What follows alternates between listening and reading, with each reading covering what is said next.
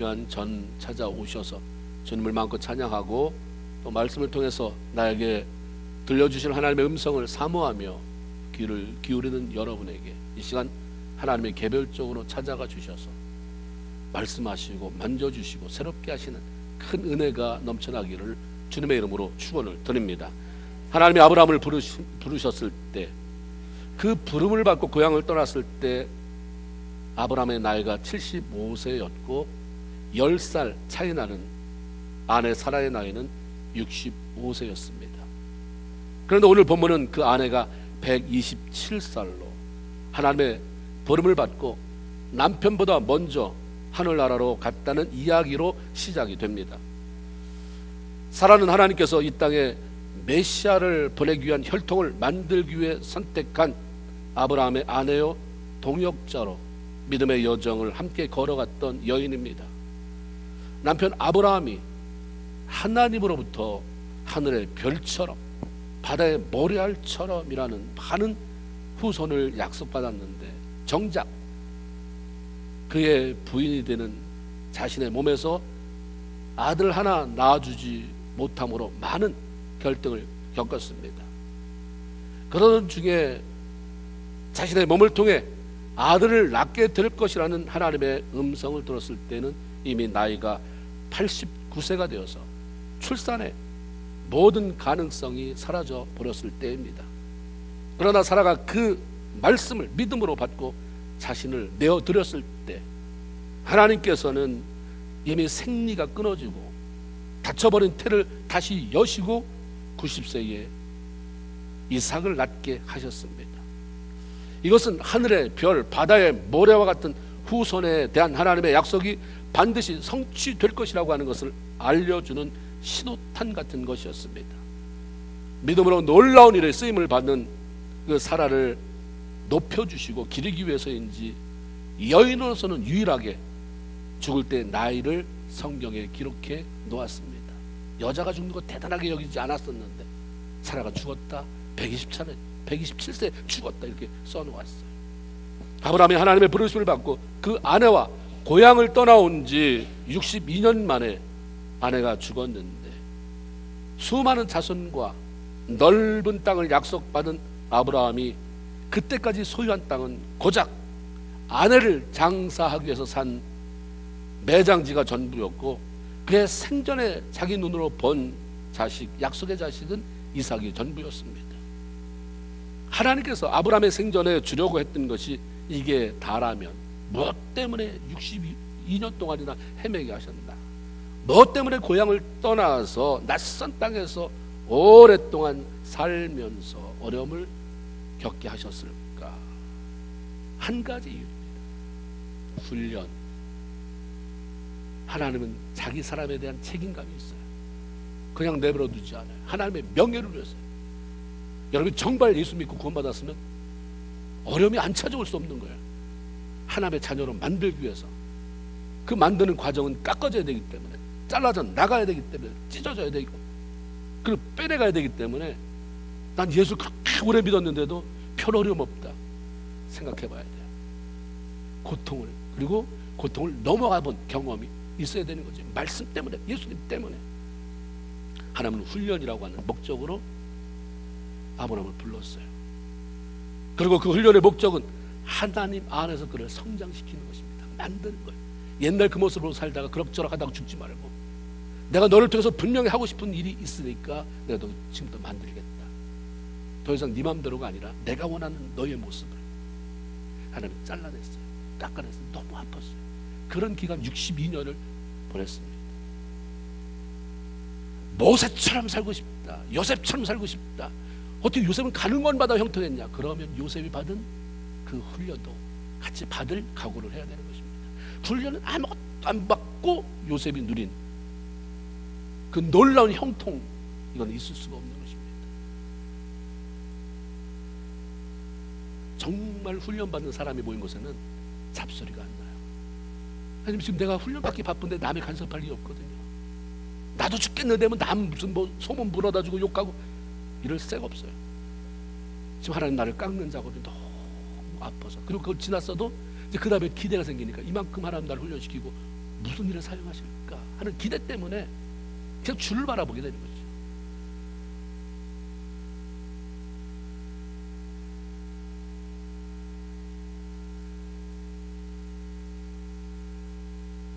하나님의 아브라함이 자기 세대에만 뭔가를 받았다가 누리고 그것을 끝내는 생을 살아가는 것이 아니라 그를 통해서 하나님이 주신 그 놀라운 약속과 축복이 계속 이어지는 후손들에게 전달되어지는 축복의 통로로 사용하기 위해서 네가 시발점이다. 네 집에 네 가문에 네가 시발점이다. 힘들겠지만 훈련을 통해서 변화되고 자라라. 너를 통해서 네 후손 복받게 될 것이다. 하나님 안에서는 나보다 내 후손이 잘 되는 게 뭐예요? 자기만 알다가 그 다음에 자식은 뭐 I don't care. 그래서 우리가 자녀들을 위해서 우는 것이고 기도하는 것이고 그러는 거죠. 에베소 4장 15절 오직 사랑 안에서 참된 것을 하여 범사에 그에게까지 자라갈지라 라고 하신 말씀처럼 하나님께서 그의 모든 자녀들에게 원하는 것은 자라가는 거예요. 예수 닮은 모습으로 자라가는 것, 성장해 가는 것입니다. 우리가 하나님 안에서 성장을 말할 때 그것은 나와 하나님과의 관계, 나와 다른 사람과의 관계에 어떻게 나가고 있는가 두 영역에서 검토가 됩니다. 내가 예수 믿고 자랐나? 그럼 하나님 안에서 하나님과의 관계에 어떤 변화가 왔는가?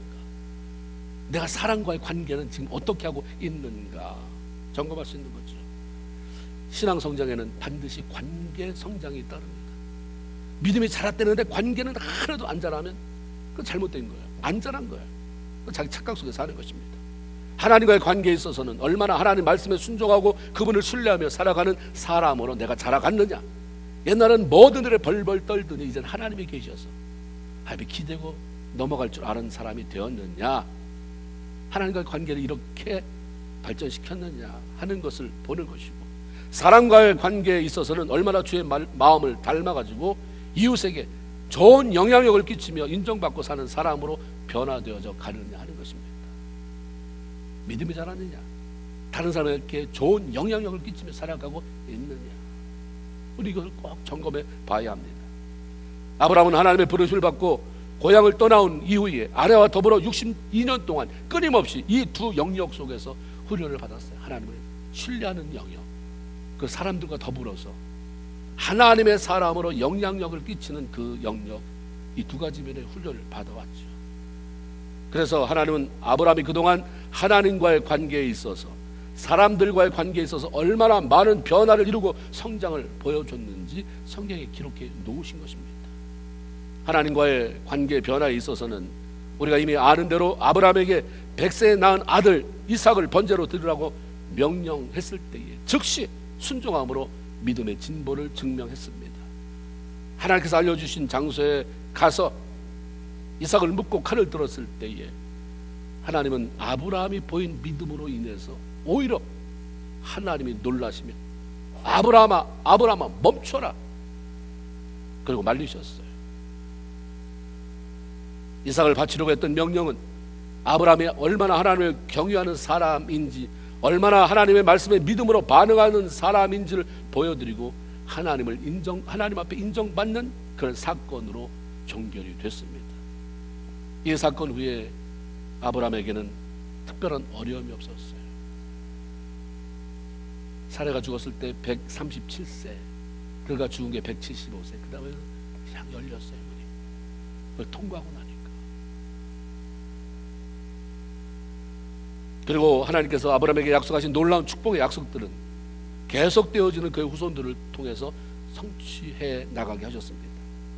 믿음을 통해서 하나님을 더 경험하고 더 알아감으로 능력이 하나님께 그냥 의지하고 기대며 사는 것이 가장 큰 복인 것입니다. 예수 믿는데 여전히 내가 걱정할 거 걱정하고 염려하고 근심하고 불안해하고 그러면서 하나님 믿고 평안함 누리지 못하고 기쁨 누리지 못하고 그래서 우리의 일생을 마친다고 한다면 신앙생활은 어떻게 한 것인가? 예수 안에 있는 사람에게는 어떤 것도 문제가 될 수 없어요.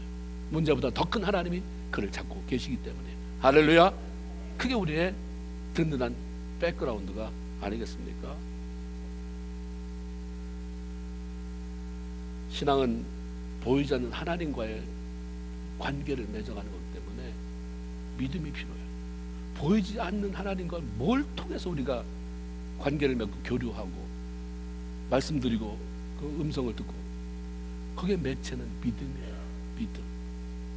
그렇기 때문에 하나님은 세상에 살아가는 그의 자녀들이 자신들의 삶 가운데 벌어지는 모든 일에 대해서 자기 방법대로 술수를 쓰지 않고 하나님을 신뢰하고 하나님이 하실 거에 대한 기대를 가지고 믿음으로 반응하기를 원하시는 것입니다. 어려움이 찾아와도 하나님을 신뢰함으로, 하나님 앞에 맡겼으니까 하나님이 죽으라면 난 죽는다, 하나님 바닥을 치라면 바닥을 친다라는 각오로 하나님께서 원하시는 방법, 하나님이 원하시는 그 길을 선택하며 나가면 하나님이 알아서 할 텐데 자꾸 타협하는 거예요. 나와 타협하고 세상의 방법을 끌어들이고 변명하고 내가 처리하려고 하니까 하나님이 손댈 수가 없어요. 그리고 자기가 엉망진창을 만들어놔요. 그런 사람이 주 앞에 나와 왜 하나님 나에게? 라고 원망을 합니다. 어떤 분이 간증하는 걸 들었어요. 유명한 그런 코미디언이. 자기가 외국에서 생활할 때 하나님이 같이 아들이 너무 말을 안고 있다가 이제 어떻게 돌아와서 같이 하나님의 기쁨으로 찬양하고 예배하는데 어느 날 새벽 기도를 나왔대요. 그래서 아들 손을 잡고 같이 기도하는데, 야 이제 네가 개손 좀 놓지 않을래? 네가 손을 놓으면 내가 개손 잡을게. 처음에는 그냥 그런가 보다 했는데 자꾸 그 음성이 들려오니까 내가 얘를 너무 나를 의지하게 만드나 보다. 하나님에 대한 얘에 대한 계획이 있는데 너무 내가 간섭하나 보다. 굉장히 울면서 왔대요. 또 하나님 자기 한국으로 오라고 그래서 오고 아들은 거기 났는데 하나님이 책임진다고 했으니까 하나님 모든 것 책임지세요. 그래서 자기가 돈을 보낼 수 있는데 안 보내요. 자기가 일하면서 하면서 학비 조달하고, 그럼 하나님의 사람으로 커가는 것을 보면서 감사했다라고 얘기하지. 그 손 하나님 앞에 맡기면, 그 문제 하나님 맡기면 여러분보다 훨씬 더 잘 처리하는데, 내가 어떻게 좀 해보려고 그 자식 꼭 잡고 품고 기도하지 말고 내놓고 기도하세요. 내가 꼭 지우고, 그래서 하나님 앞에 기도해놓고 그 다음엔 내가 간섭하고 막 내가 잔소리하고, 이게 아니라 그냥 하나님 앞에 드리고 기도하세요. 내 손 띱니다. 하나님 잡아주세요. 할지도 모르는 내가 끌어안고 하나님 앞에 기도하면서, 맡기면 내가 할 텐데 자기가 끌어안고 기도하면서 수시로 간섭하니까 나오는 건 원망이에요. 왜 얘 안 변했는데요? 왜 얘 이런데요? 왜 이런데요? 원망이 가는 거죠. 하나님 앞에 원망, 사람한테 원망이 가는 거예요. 하나님은 힘들어도 자꾸 내려놔라라고 말씀합니다. 변명하지 말고 네가 처리하지 말고 나를 신뢰해라. 하나님을 신뢰하는 믿음을 가지고 어려움을 헤쳐나가려고 하는 사람에게 있어서 시험이라고 하는 것, 비록 힘은 들지만 그것이 하나님을 발견하게 되고 만나게 되고 하나님 앞에 인정받게 되고 후원을 받는 기회가 되는 것입니다. 유재현 목사님이라는 분이 계신데, 이분이 일제시대에 활동했던 목사님이에요. 핍박을 받았어요. 근데 그때 일제의 그런 압박, 핍박에 피해 다니면서 때로는 교도소에서, 때로는 동굴 속에서 많은 찬양 가사를 써서 그 찬양 가사를 오늘 찬송가에 붙여서 부르는데, 우리 강원도의 대한수돈이라는 곳에 가면 그 책이 나왔어요. 그 가사 중에 하나가 뭐가 있냐면, 동남풍아 불어라, 서북풍아 불어라, 가시밭에 백합화 예수 향기 날린다, 할렐루야 아멘. 이게 있어요. 이 가사가 가시밭에 백합화 예수 향기 날리니 할렐루야 아멘. 가시밭에 백합화 예수 향기 날리니 할렐루야 아멘. 믿음으로 나가면 어려움을 주는 강한 바람은 그것이 동남풍이 됐든 서북풍이 됐든 오히려 나를 흔들어서 예수 향기 풀풀 뿜어내는 기회로 만들어 줄 뿐이니 흔들어 봐라. 흔들어 내 입에서는 예수 나간다. 흔들어 봐라. 내 입에서는 예수 향기 펼친다. 그래서 나는 할렐루야다, 아멘이다. 누가 그걸 누르겠습니까? 칼이 누르겠어요? 창이 누르겠어요? 믿음이 있어야 하나님을 기쁘시게 하고 그분이 우리를 위해 놀랍게 일하시고 축복하시는 것을 경험할 수 있기에 하나님은 여러 사건을 일으켜서 사람들을 믿음 안에 성장시키려고 하는 것입니다. 재수 없는 일이 없어요. 여러분이 제대로 예수를 믿었다고 한다면 그 다음에 벌어지는 모든 일은 하나님의 손 안에서, 하나님의 계획 속에서 하나님이 여러분의 삶을 연출해 가시는 거지 재수 없는 게 없습니다. 하나님은 아브라함을 이렇게 훈련시키셨어요. 장장 62년을 지내오는 과정 속에서 사람들과의 관계에 있어서도 아브라함은 주변의 사람들에게 인정받고 강력한 영향력을 끼치는 사람으로 성장됐습니다. 아브라함의 영향력은 가정에서부터 시작되었고 자신을 잘 아는 가족들의 인정과 신뢰를 얻었습니다. 아브라함은 아내에 의해 인정을 받은 남편이었습니다. 초창기에는 아름다운 아내를 뺏길까봐 믿음도 그때는 아직 왕성하지 않았고 자 힘도 없고 아내는 너무 이쁘고 그래서 전혀 자기가 살아왔던 곳과 낯선 곳에서 하나님이 오라고 하셔서 살아가는데 불안한 거예요. 아내를 뺏길까봐. 그리고 아내로 인해서 자기한테 피해가 올까봐. 아내 뺏어서 아내 삼기 위해서 자기를 죽일까봐. 그래서 아예 아내를 자꾸 세뇌교육시키죠. 나 오빠라고 불러라. 나 오빠라고 불러. 넌 내 여동생이다. 내가 누구라고? 오빠. 계속했어요. 그러다가 아내를 뺏기는 남편에게 불미스럽고 아내에게도 씻을 수 없는 수치를 남기는 일이 벌어지잖아요. 그런데 그걸 극복해요. 이 가정은. 아브라함은 사라에게 신뢰받는 남편으로 섰어요.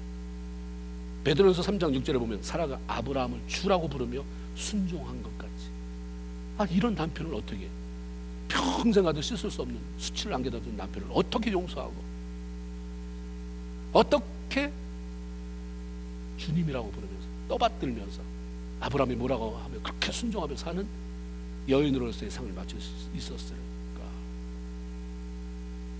그동안의 갈등을 극복한 거죠. 누가 힘썼을까? 아브라함이 해야죠. 아브라함이 잘못했다를 떠나서 아브라함이 그 가정의 머리이기 때문에 머리가 제대로 움직여야 다 작동하는 건데 싸우면 남편은 도망가 버리고 아내가 참다가 남편에게 말 걸고 잘못했다고 말하고 이거 아니잖아요. 남편이 변화가 이루어져야 돼요. 근데 보니까 사라도 고집 부리고 있지 않았어요. 평생 난 못 잊어 이러지 않았어요. 절대 용서 안 해. 하나님이 그 가운데 중재하시니까 그 수치를 당했는데도 불구하고 남편이 믿음 안에서 변함없이 살아가는 모습. 그리고 그것을 부끄럽게 생각하고 미안하게 생각하고 아내를 위해서 잘했겠죠. 그러니까 아내의 마음의 문도 열린 거예요. 시간이 얼마나 걸리는지 모르지만. 그러니까 결국은 사라가 아브라함을 주라 칭하며 순종한 것 같이라고 얘기를 했어요. 신앙인의 가정은 하나님의 축복의 통로로 너무나도 중요해요. 그래서 이 가정을 견고하게 세워야 돼요. 아이들 대단한 거 안 가르쳐도 부부가 믿음 안에서 잘 살아가는, 서로 양보하고 서로 격려하고 인정하고 존중하는 모습만 보여줘도 애들은 많이 달라져요. 아브라함이 하나님의 명령을 받고 이삭을 번제로 드리러 모리아산으로 떠날 때 아내 사라가 펄쩍 뛰었다는 이야기 안 나와요. 너만 낫냐? 너만 하나님의 사람이냐? 나도 하나님의 음성 듣고 애 준다 그래서 90세에 내가 부끄럽지만 그 아이를 임신하고 낳았는데 어떻게 네 맘대로 결정하고 애 모리아산에 뭘 죽여? 이런 말 안 나와요. 그렇다고 해서 아브라함이 몰래 도둑처럼 애 손목 잡고 그렇게 빠져나갔을까요? 그렇진 않았을 거예요. 이미 아내가 남편 아브라함이 하는 일들에 대해서 인정하고 그를 신뢰했다는 의미가 포함되는 거죠. 본문 1절에 보면 아내가 죽었을 때 아브라함이 사례를 위해서 슬퍼하며 애통했다 이런 말이 나옵니다. 애통은 슬퍼서 통곡하는 거예요. 자기 아내가 죽었는데 그 거인이 통곡해서 우는 모습을 한번 상상해 보세요. 아브라함의 애통은 단지 사랑하는 사람과의 사별 때문만이 아니라 그동안 자신을 믿어주고 인정해주고 격려해준 그 동역자, 후원자인 사람과의 헤어짐으로 인한 것이죠. 서로에게 그런 사람이 돼야죠. 당신 없으면 어떻게 살아? 나 뭐 먹고 살아가 아니라 살아있는 동안 나를 후원해주고 격려하고 나로 하여금 살맛나게 만들어준 당신, 내 빈자를 어떻게 채울까 때문에 슬퍼하고 울 수 있느니, 그런 부부라고 한다면 이게 얼마나 귀하겠습니까? 아내의 후원을 받고 인정받는 남편은 당당할 수밖에 없어요. 그렇기 때문에 아내에게 너 잘해가 아니라 먼저 남편이 아내의 인정을 받는 사람으로서의 변화를 추구해 가야 한다고 하는 것입니다. 또한 아브라함은 아들 이삭의 인정을 받는 아버지였습니다. 아브라함이 하나님의 명령을 따라서 이삭을 바치기 위해 함께 가고 있을 때에 이삭이 갑자기 서늘한 질문 하나를 던지지 않습니까? 아버지, 불과 나무는, 재물을 태울 불, 그때 뗄 때 쓸 나무는 내가 지금 지고 가고 들고 가는데 그럼 정작 재물은 어디 있습니까? 물어요. 즉석으로 나오잖아요. 야, 걱정하지 말아라. 재물은 이 제사를 받으실 하나님이 친히 준비해 놓으실 것이 있다. 그랬어요. 그런가 보다고 갔잖아요. 정작 제사를 드릴 장소에 다다랐을 때에 그 아버지가 한 행동이 뭡니까? 자기를 묶는 거예요. 그러더니 눕혀놓더니 자기를 죽이려고 칼을 들어 올렸을 때 얼마나 큰 배신감과 두려움을 느꼈겠습니까? 아니, 아까 내가 물었을 때 뭐 하나님이 재물을 준비하셨다더니 그게 나냐? 아, 이러려고 나를 여기까지 끌고 온 거냐? 분노했을지도 모릅니다. 그러나 이삭은 그렇지 않았어요. 자신의 아버지에게 자기를 맡겼어요. 그러니까 비명을 지르며 울고불고 하지도 않았고 어떻게 해서든 여기를 빠져나가야 한다. 그래서 아버지고 뭐고 원수 갚아야 한다 하면서 도망치거나 발버둥 치지도 않았어요. 그냥 아버지가 결박하면 결박하는 대로. 아니, 결박이 한 번에 이루어져요? 먹는데 시간이 걸릴 텐데 그냥 묶거나 가만히 있는 거죠. 칼을 잡고 자신을 죽이려고 할 때 그러면 그러는 대로 아버지의 손에 자신을 맡기고 따를 뿐이었습니다. 어떻게 이런 일이 가능할 수 있었을까? 다음에 보면 이삭의 얘기가 나올 때 이삭은 얘기가 짧아요. 그냥 얼마 없어요. 너무 순종하니까. 그냥 별로 문제될 게 없어요. 삶이 순종한 거죠. 어떻게 이런 일이 가능했을까? 하나님의 약속을 믿음으로 100세의 고령임에도 불구하고 자신이 이 땅에 태어날 수 있게 해주신 아버지 아브라함에 대한 얘기를 많이 들었겠죠. 아, 우리 아버지가 그런 분이구나. 인간적으로는 절대 안 되는데도 불구하고 하나님이 그렇다니까 그렇다고 대답하고 믿음으로 나가더니 내가 이 땅에 태어나게 하신 분이구나. 언제나 하나님을 의지하고 순종하며 따르더니 아, 우리 하나님 우리 아버지 편이 되어주시고 선대하는 일마다 잘 되게 하시고 친구같이 지내는 그 아버지를 보면서 절대적인 신뢰가 생긴 거죠. 인정했어요. 그냥 아버지가 하면 다 좋다.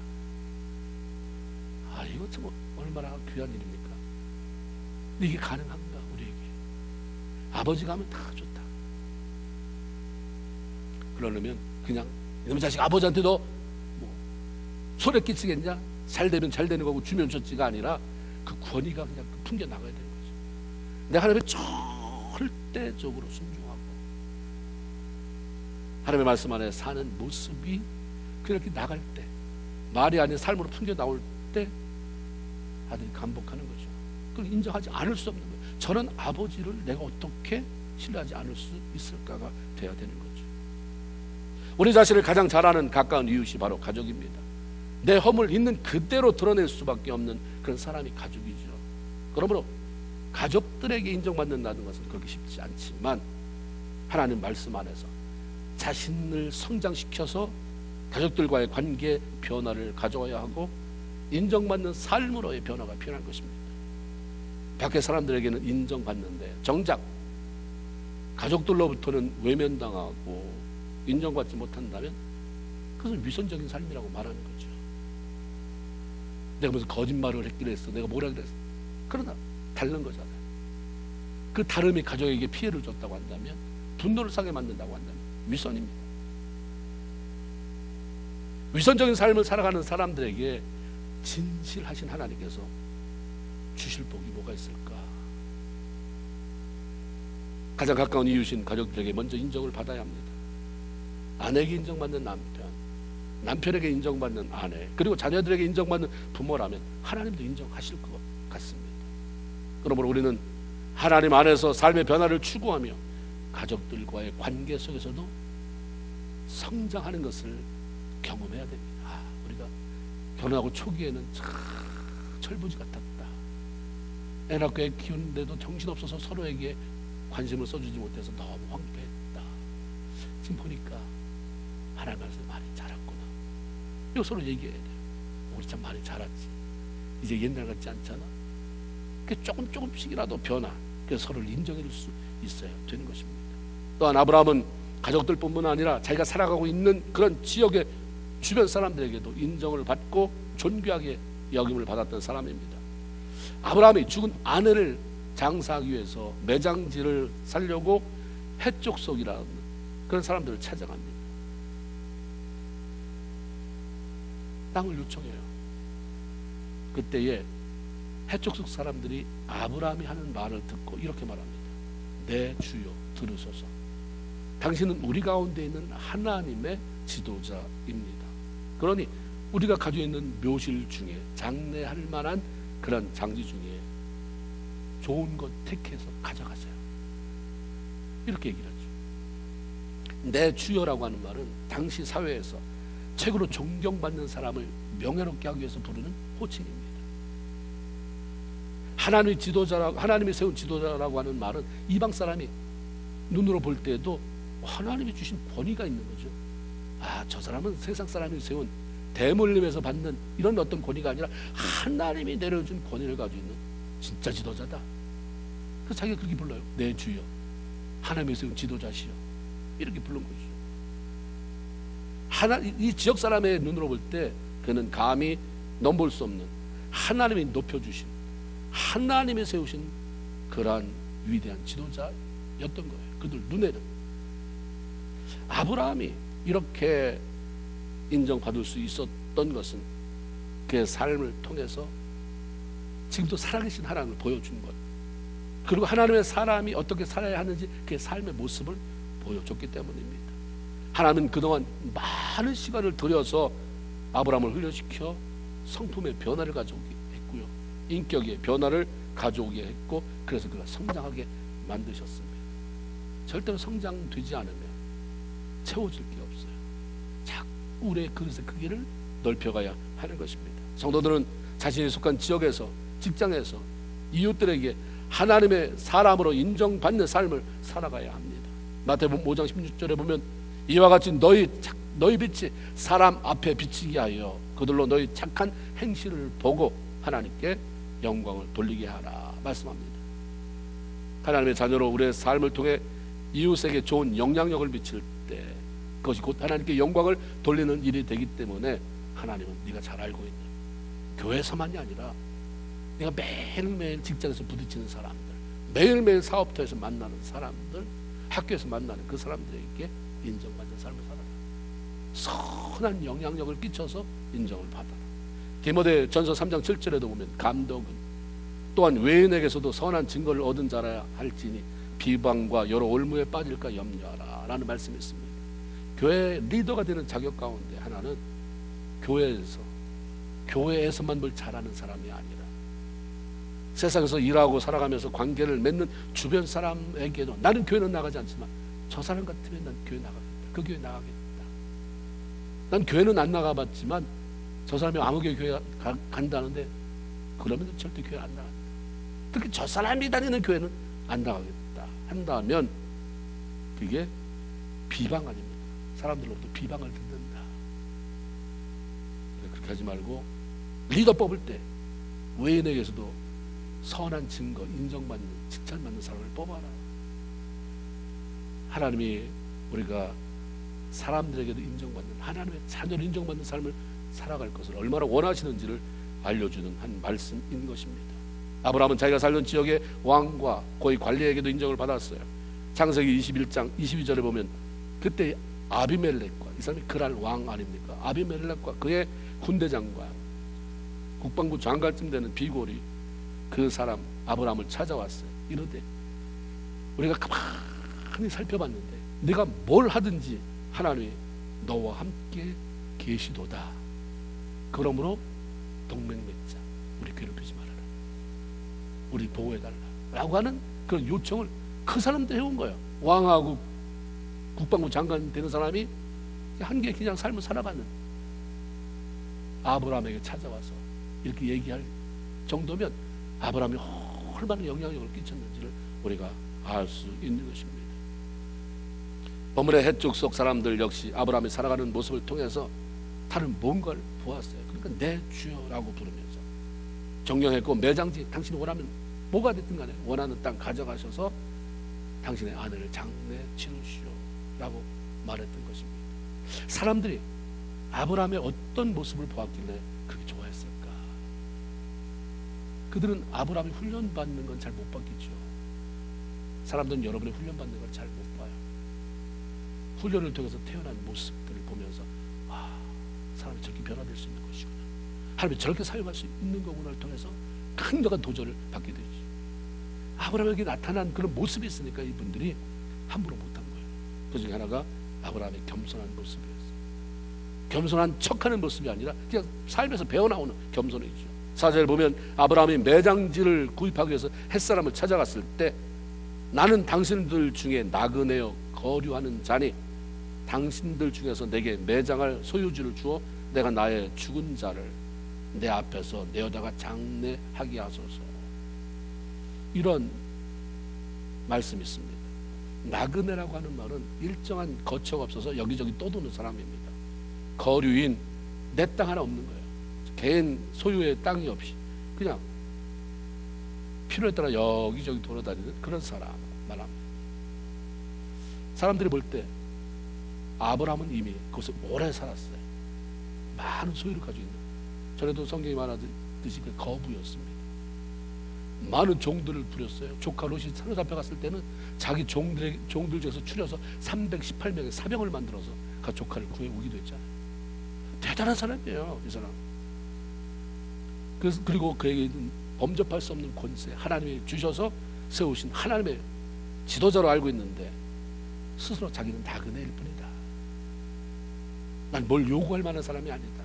겸손하게 자기를 낮추고 어디 땅 나온 거 없냐, 어디 묘지 나온 거 없냐, 내가 사겠다. 그러니까 돈 달라는 말을 못하는 거죠.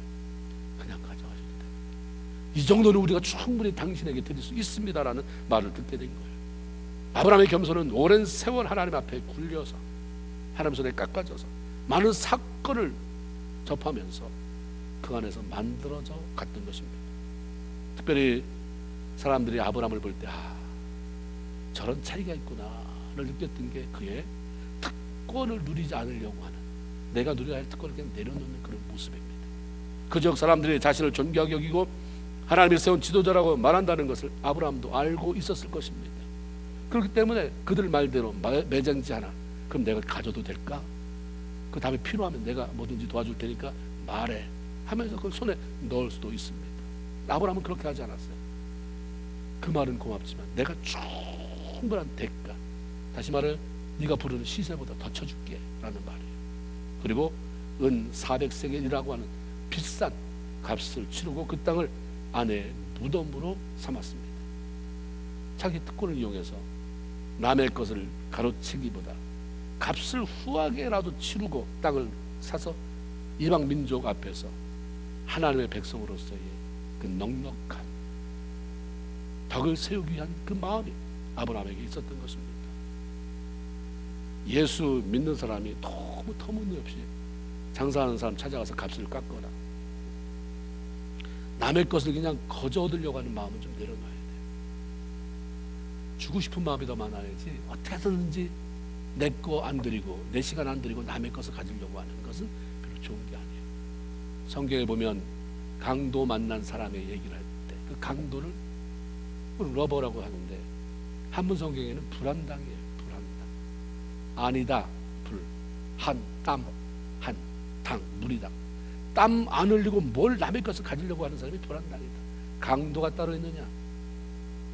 자기 거는 하나도 내놓으려고 들지 않고 남의 것만 가지려고 하는, 이게 불안당이다라고 성경은 말하잖아요. 아브라함은 그냥 가지려고 하지 않았어요. 이런 아브라함을 사람들이 더 존중히 여기고 좋아하지 않을 수가 없었던 것이요, 자신이 충분히 누릴 수 있는 특권이 있더라도 하나님의 영광을 위해서, 그리고 그것이 다른 사람의 유익을 위해서 쓰일 수 있다고 한다면 내려놓고 조금 손해 벗는 듯해도 섬기는 자리로 내려갈 수 있어야 합니다. 난 마땅히 이걸, 난 아버지로, 난 아내로, 난 부모로 반드시 자녀한테 이걸 받아야 돼, 이게 아니라 부모로 그럴 수 있지만, 그러나 내가 당당하게 뭘 말할 수 있고 누릴 수 있는 것이라도 내려놓고, 그리고 섬길 수 있다고 한다면 섬김을 받는 사람의 삶을 변화시키는 강력한 무기가 되는 것입니다. 아브라함이 그 본을 우리에게 보여주죠. 예수님은 우리를 구원하기 위해서 육신을 입고 이 땅에 오셨지만 한 번도 특권을 주장하거나 사용한 적이 없어요. 오히려 철저히 낮아지시고 섬겼어요. 그래서 빌립보서 2장 6절에 보면 그는 근본 하나님의 본체시나 하나님과 동등됨을 취할 것으로 여기지 아니하시고 오히려 자기를 비워 종의 형체를 가지사 사람과 같이 되었고 사람의 모양으로 나타나사 자기를 낮추시고 죽기까지 복종하셨으니 곧 십자가에 죽으십니다. 내가 누군지 아냐, 하늘의 영광 다 버리고 이 땅에 왔으니까 이것들아 고마운 줄 알고 내 말 들어, 이러지 않았어요. 그냥 섬겼어요. 제자들의 발 씻기고요. 굉장히 미련해 보이잖아요. 그러면 꼭 돌리는 사람이 있어요. 같이 하나님의 은혜 가운데 태어난 아들이라도 약속의 땅 이삭, 자기 마음대로 저질러서 나간 이스마엘이 이삭을 비난하잖아요. 막 욕하고 조롱하고. 이거 없어져야 돼요. 우리가 좀 예수 믿으면서 바보 되기로 좀 결단해야 돼요. 너무 똑똑해지지 말고 조금 그냥 남 섬기려고 내가 낮아지고 그냥 모르는 척 해주고 좀 더 가게 만들어주고.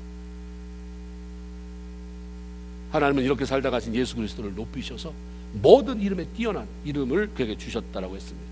우리에게 주어진 특권은 그것으로 사람을 높이고 하나님을 높이고 사람들을 섬기라고 주신 것입니다. 특별히 아브라함의 삶 속에서 나타난 또 다른 것 중에 하나는 참 감사할 줄 아는 사람이었다. 하나님 앞에는 물론이었겠지만 그 사람들 앞에 감사를 잘 표현했던 것 같습니다. 해적 속 사람들이 아브라함을 존중히 여겨서 매장지 중에서 좋은 것을 택해 사라를 장사하라고 했을 때에 비록 자기가 죗값을 주고 샀어요. 은 400세겔을 주고 샀지만 그들이 베풀어 준 후에 감사해서 몸을 굽혔다, 이렇게 표현해요. 몸을 굽혀. 100세가 넘은 그 노인이 젊은 사람들이냐, 고맙습니다. 감사의 표현이죠. 아브라함은 당시 나이가 참 많은 사람이었어요. 많은 부를 축적하고 있었고 사람들로부터 존귀함을 얻는, 정말 아까 말한 것처럼 내 주여 하나님의 지도자시여 라고 그런 말을 할 정도로 존귀함을 받으며 살아가는 사람입니다. 그럼에도 불구하고 내가 내 돈 들여서 매장지를 샀는데 이거 나한테 팔아줘서 고맙습니다. 돈 많이 받고 파는 거거든요. 그 사람 팔아줘서 고맙습니다. 그 노인네가, 그 존귀한 사람이, 수많은 종들이 다 굽신된 그걸 받고 살아갔던 사람이 몸을 굽혀라고 얘기해요. 깊은 감사의 표현입니다. 7절 12절 두 번 나와요. 감사할 줄 아는 사람, 대상이 누가 되었든 감사한 일이 있을 때 몸을 굽혀서 감사의 마음을 표현할 줄 아는 사람이라면 존경의 대상이 되지 않을 수가 없는 것입니다. 그런 사람이 다른 사람과의 관계를 깨뜨릴 수가 없어요. 하나님은 모든 성도들이 하나님과의 관계 속에서 성숙한 그리스도인의 성품을 드러내고 그래서 사람들에게 아름다운 영향력을 끼치며 살아가기를 원하십니다. 그러기 위해서 우리를 자꾸 흔드시는 거예요. 우리를 훈련시키고 성장해 가게 하는 것입니다. 그런 우리가 겪는 어려움은 단순히 거기 넘어가라, 통과하라가 아니라 그것을 통해서 하나님을 닮은 사람으로 변화되어 가라라고 하는 말씀인 거죠. 그리고 어려울 때 넘어가는 것에 초점 맞추지 마시고 이걸 통해서 하나님 나를 어떻게 하시려고 하십니까? 무엇을 깨닫게 하시고 나를 어떤 모습으로 만드시려고 하시고 어떤 길로 이끌어 가시려고 하십니까? 하나님 안에서 이 일을 통해 나를 변화시켜 주십시오. 나를 성장시켜 주십시오. 나를 새롭게 하십시오. 그러면 하나님께서 알아서 내가 손해볼 것 같지만 내 삶에 가장 귀하고 복된 것으로 채워주실 줄로 믿습니다. 날마다 하나님 앞에서 자라가는, 성장해가는, 그래서 하나님을 영화롭게 하고 많은 사람을 유익하게 하는 저희 여러분 다 되기를 주님의 이름으로 축원을 드립니다. 아멘. 하나님 고맙습니다.